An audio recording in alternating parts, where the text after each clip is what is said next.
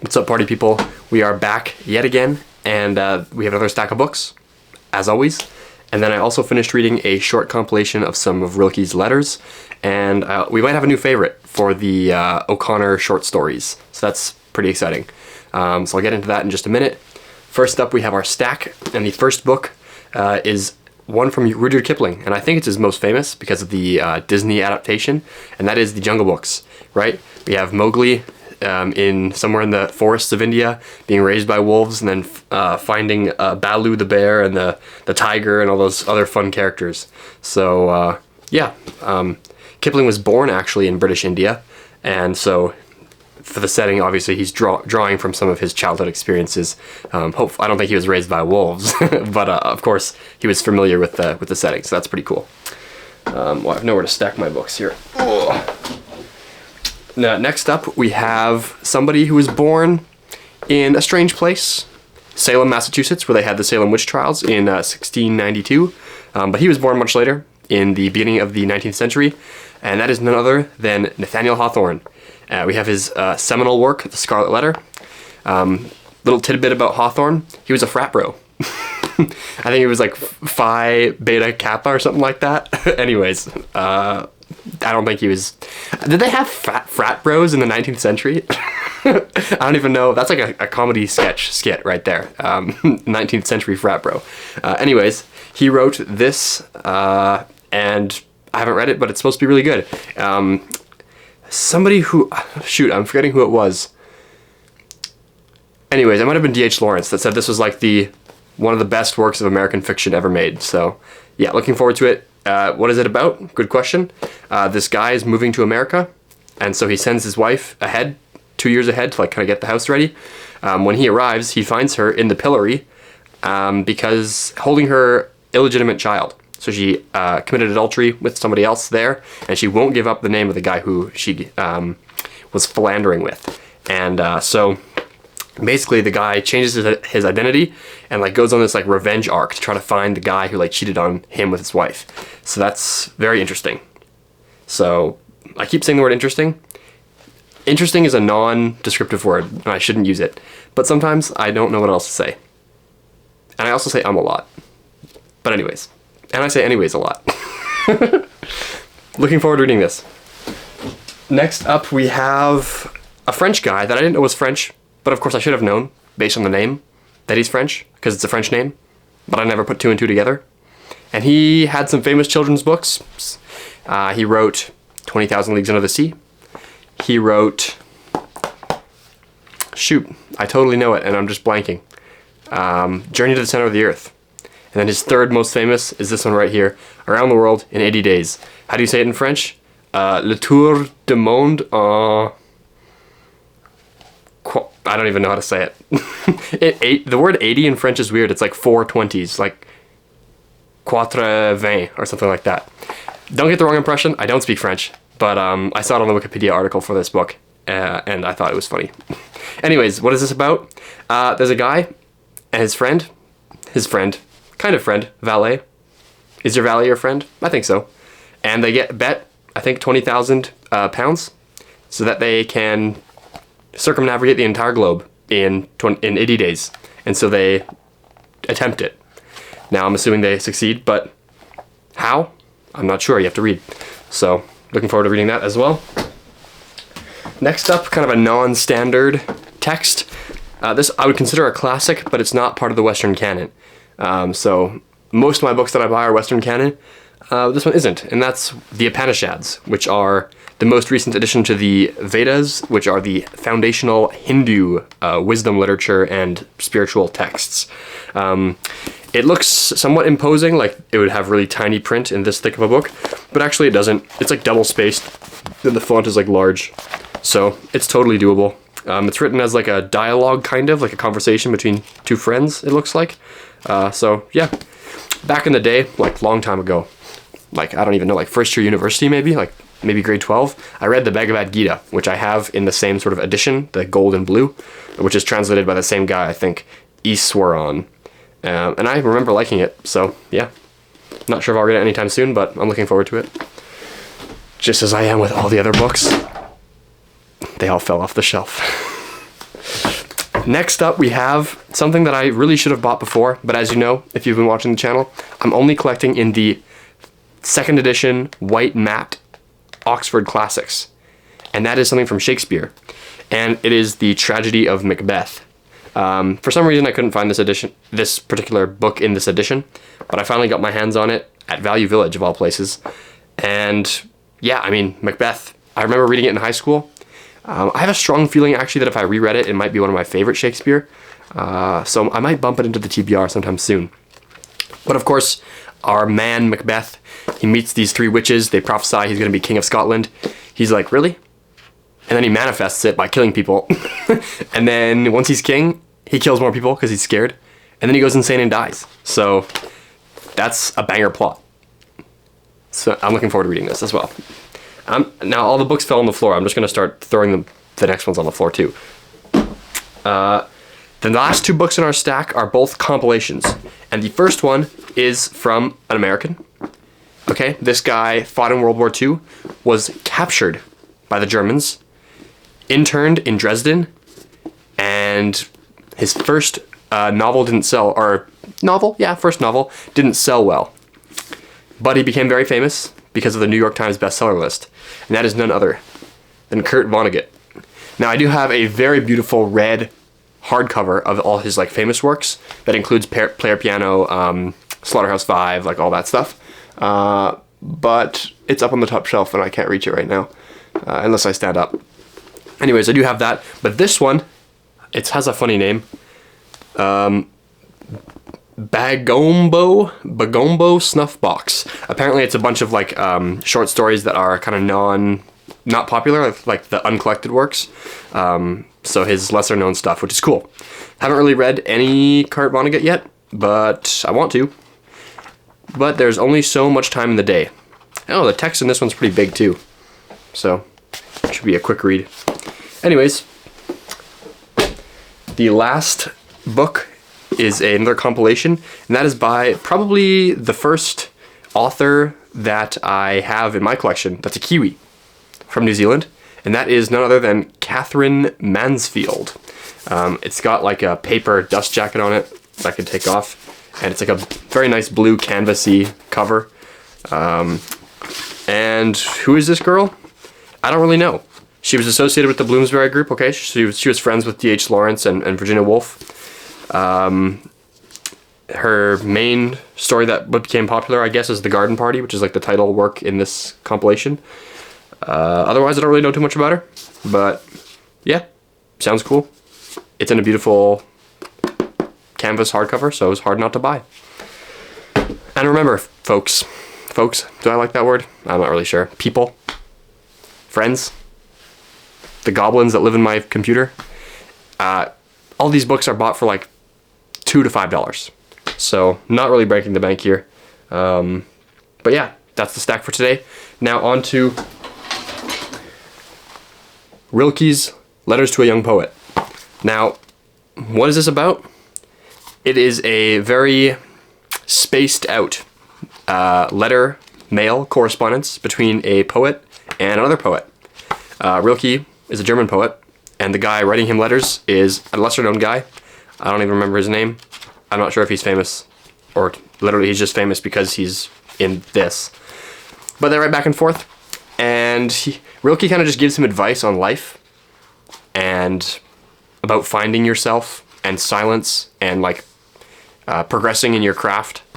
You definitely don't have to be a poet or be a writer to read this. I think he gives some very valuable advice as well about kind of like listening to your, not inner voice, but like listening to the thing that nags you and kind of like diving deeper into that and being patient with yourself. Yeah, anyways, hard to distill it all into like a few sentences, but you should, yeah, if you have the chance, you should read it, because it's like 80 pages or whatever. It's pretty short, and yeah, definitely worth the time. I think I rated this one 4 stars, so a little bit higher on the list than most stuff. I try to rate most stuff 3 stars, right in the middle. Now, yes, on to the good stuff. I think the short story I just finished reading from O'Connor is my favorite one so far from her. It was very good, and I can't exactly explain why. I don't really know why, but it was very, very good. It does get a bit saucy, which usually is, I don't like that. I wouldn't say it's like integral, or it's not like a main focus point in the plot. I mean, it kind of is, but like, she doesn't take it over the line, if you know what I mean. Like, it's tasteful. But anyways, this is the short story. Sometimes I just talk about the thing that I'm referring to without giving it a name. I promise I'm not trying to keep you in suspense. I don't know why I do that. Anyways, this is called Good Country People. Now, I'll do my best to summarize it for you. So, basically, you have this lady. She owns a farm. She divorced, or her husband died, I'm not sure. She lives there by herself, but she's not by herself because she has a 32-year-old daughter named Joy, who is disabled. She has a wooden leg. And then she has some tenants living with her in the house. And they are good country people. They're simple and happy. And that is Mrs. Freeman and her two daughters. They don't really feature much in the story. Anyways, the main character is Joy. Now, Joy is kind of odd. So she is described as a little bit bigger and kind of red in the face because she's like angry and like bitter. And she's just, I think it's alluded to that she feels that way because she has kind of missed out on all these childhood experiences and like the experiences you're supposed to have in your 20s because of her wooden leg. And it's also revealed that she has a PhD in philosophy. And she has no connection with her like emotional side at all. She's extremely intellectual and primarily processes and encounters the world through her mind, not through her body or her emotions. And so she feels very isolated from other people. And she's also not a very happy person. She's very bitter, angry, lashes out at people, distant. Anyways, just not having a good existence. Her mother, the mother who owns the farm that I mentioned at the beginning, her name is Mrs. Hopewell, I think. Which is, I mean, if you believe in like picking names on purpose, Mrs. Hopewell, she is much more positive than her daughter. Now, she believes in good country folk, who she thinks are the salt of the earth. If everyone could just be more simple, like good old country folk, things would be great. She kind of just talks in a bunch of like trite aphorisms, like what's an example from the story? Like, that's how life always is, or like it takes two to tangle, or like just speaks in like little quippy little sayings. And so she's very simple-minded. She kind of stereotypes people and kind of just old-fashioned wisdom kind of thing. So she contrasts very heavily with her daughter. Now, one day, here's the twist. A salesman comes to the door selling Bibles, and he's trying to convince Mrs. Hopewell to buy a Bible. Mrs. Hopewell's like, no, I'm not buying a Bible. But she is very just kind and can't turn anyone down. So she invites him in. They talk for a bit. She invites him to dinner. They all sit down to dinner. And of course, Joy is just sitting there like ignoring everybody. Also, I always love leaving things out and bringing them in later because I forget about them. But Joy legally changed her name to Hulga because she thinks that Hulga is an ugly name and she wants to spite her mother. So her name Joy, of course, is very ironic. So she changes her name to Hulga, which she thinks is awesome because she thinks it's ugly too. So she's like, oh, it's my creative genius, renaming myself. And her mother never calls her that. She continues to refer to her as Joy. Anyways, the salesman is at their table for dinner. Joy is ignoring him, whatever. She thinks she's better than everybody because she has this degree in philosophy. And this salesman is one of them good country people that Mrs. Hopewell loves so much, right? He's just earnest. He's a 19-year-old kid just trying to earn some money, and he's kind of sneaking glances at Joy. Now, after he's about to leave, Joy goes out to walk him to the gate, and they kind of arrange like a picnic, like a rendezvous for the next day. Joy, of course, doesn't tell anybody about this because she's like embarrassed that she's like going on this date with this salesman. And anyways, the next day comes, they go on this picnic, they're walking, and then the salesman's kind of forward. Okay, he's like putting his hand on her back and like he just randomly kisses her, and they continue walking. And the reason that Joy or Hulga, depending on how you want to call her. The reason she agreed to this whole thing is because she's like, I'm going to spoil this young Christian's innocence. Because Joy is an atheist. She thinks she's so smart with her philosophy that she doesn't need God. And so she's like, she wants to like basically wreck this young Christian guy. And so she also tells him that she's 17 instead of 32. So she kind of misrepresents herself. Anyways, this is all going to be turned on its head later. So it seems like she's being predatory, and she thinks she is, but there's a twist. And O'Connor has you going the whole time, like you think this is what's happening. Anyways, she kind of like wants to seduce him, so she like, oh, where should we have our picnic? How about that barn over there? They go inside. He's like, well, it's too bad we can't go in the hayloft. And she's like, why not? He's like, oh, because of your leg. And she's like, well, watch me. And she like goes up there, and he's like, oh, okay, let's go up. And then she brings up the case with the Bibles, and she's always like, why are you bringing it out on a picnic? He's like, well, you never know when you'll need it. And then she brings it upstairs, up into the loft as well. And she's like, why are you bringing your Bibles up in the loft? Like, we don't need those. And he's like, don't worry. Like, I think I need these. And then eventually things start getting more serious. Like they're making out and stuff. And he's like, I love you, I love you. She won't say it back because she is like very guarded and not emotional and does not used to this whole thing. And then he finally coaxes an I love you out of her. And then he's like, if you really love me, show me where your leg joins on, your fake leg, which is like obviously like across the line. She doesn't want to at first, and then he convinces her, and she's like, okay, like, let's do it. It just attaches at the knee, so she like pulls her frock up to show that her knee is like attached to the fake leg. And then in this moment of complete vulnerability, she's totally ashamed of her leg. She lets him take it off. And then at that point, he opens up his case with the Bibles in it, and they're fake Bibles. They're hollow, and inside they have like whiskey and like these like obscene playing cards.